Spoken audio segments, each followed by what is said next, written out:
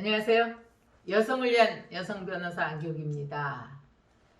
이혼할 때 가장 중요한 것은 두 사람이 이혼의 의사 합치되는 거고, 그 다음에 어린 자녀가, 미성년 자녀가 있으면 자녀를 누가 양육하는가, 그 다음에 양육비는 각기 어떻게 나누는가 하는 문제죠. 그러나 그거보다도 또 현실적으로 제일 큰 문제 중에 하나는 재산 분할에 관한 겁니다.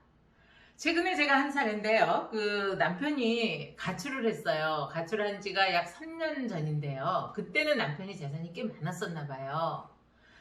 부동산 재산도 있었고, 금융 재산도 있었고, 막 그때 이제 비트코인 이런 것이 한참 또 뜰 때니까 비트코인에도 많이 투자를 했었다 그래요.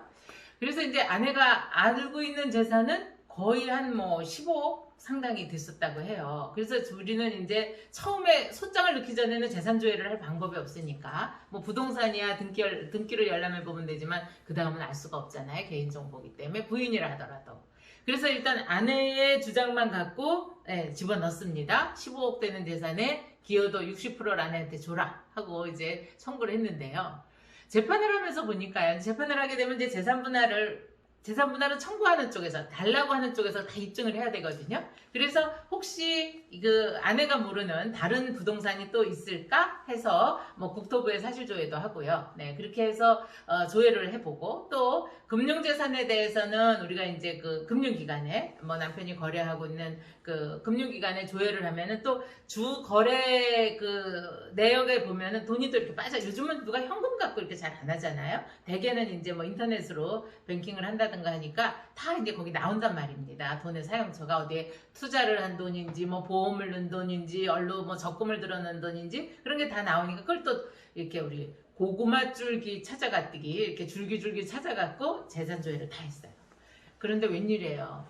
남편이 그 3년 전에 집을 나갈 때는 15억 재산이 있었던 게 맞더라고요. 그런데 그 재산을 그 3년 동안, 사실은 그 당시에 이제 남편이 사업 투자한다 한다 하니까 아내가 불안하니까 그거 갖고 이 갈등이 되게 많았었던 모양이에요. 그러니까 남편이 나 좀 맘 편하게 좀 살겠다라고 나가갖고는 그동안 이 투자를 했다가 쫄딱 다 망한 거예요. 그래갖고 남아있는 재산이라고는 갖고 있는 사무실 하나 고장 남겨놓고는 모든 재산이 다 마이너스 상태로 돌아가고 하던 사업도 부도가 나 있는 상태고, 이런 경우입니다.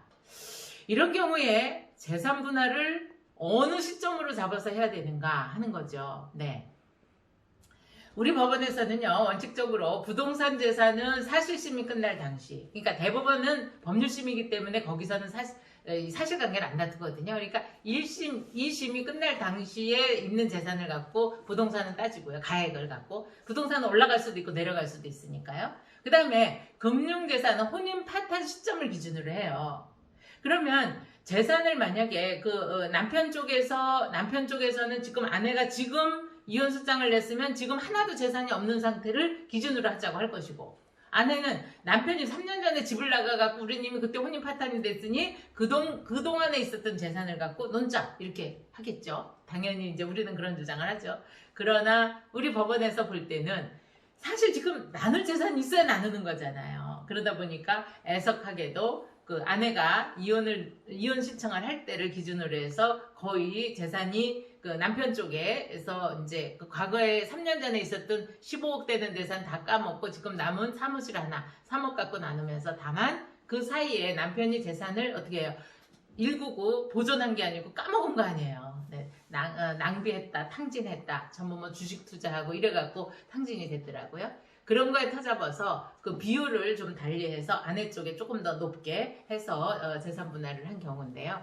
우리가 이혼 소송을 할 적에 재산 분할을 어느 기점으로 하는가 하는 것은 정말 지혜롭게 전문가하고 의논을 해서 하셔야 손해를 안 볼 수 있다는 거, 오늘 포인트입니다. 또 궁금한 내용 댓글로 남겨주시고요. 구독과 좋아요 함께 해주세요. 감사합니다.